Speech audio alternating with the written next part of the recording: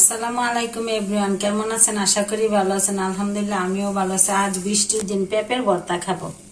তার জন্য পেঁপেটা কেটে কুটে পরিষ্কার করে নিতেছি।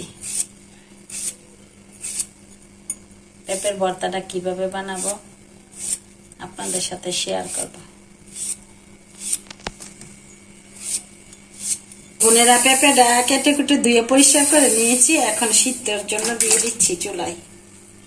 অনেকে ভাবে যে কাঁচা পেঁপে কি, কাঁচা পেঁপে ফ্যাকাশে, কিন্তু কাঁচা পেঁপের তো অনেক গুণ আছে, এটা খেলে বোঝা যায়। আর কিভাবে রান্নাটা করতেছে আপনাদেরকে দেখাচ্ছি। কিন্তু জীবনটাও প্রথম এরকম ফ্যাকাশে হয়ে থাকে। ধৈর্য সহকারে যদি জীবনটা গয়রা ওঠানো যায় সংসার মতো, এটা ঠিকই এটা সুন্দর হয়, ভালো হয়।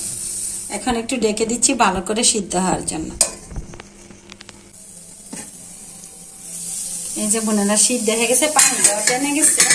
আর পানিটা না টানলে তো ভর্তাটা বেশি স্বাদ লাগবে, তার জন্য পানিটা টানে নিচ্ছে।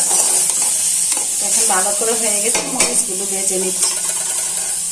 কড়াইটা গরম হয়ে গেছে, তেলটা দিয়ে দিচ্ছি।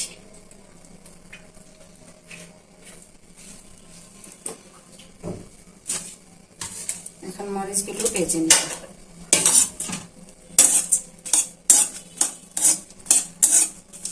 ভালো করে মরিচটা ভাজা হয়ে যায়।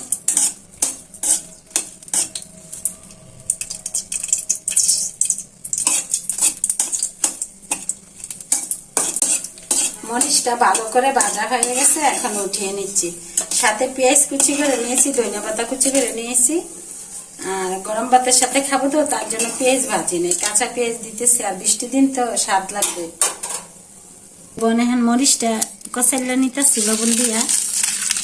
আর শুকনা মরিচটাই ভালো লাগে, সব ভর্তাতে শুকনা মরিচ ভালো লাগে, কিন্তু কাঁচা মরিচটা বেশি উপকারী। স্বাদের জন্য শুকনা মরিচটাই স্বাদ বেশি।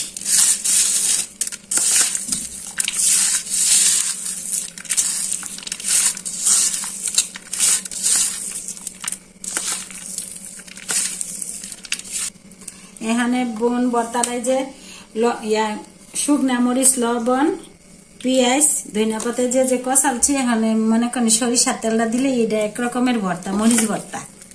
তো এই ভর্তাটাই একটা ভর্তা হয়ে যায়।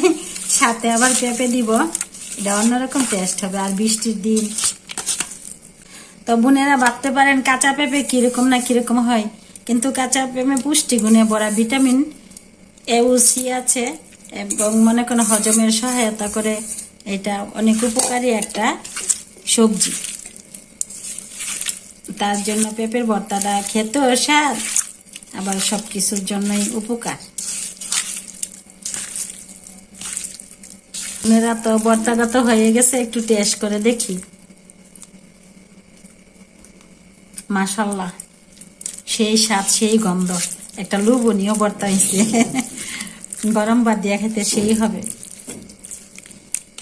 তো বোনেরা, আপনারা ট্রাই করে দেখবেন ভর্তাটা বানানোর জন্য। আর পানিটা টানাই নিলে ভর্তাটা অনেক স্বাদ হয়।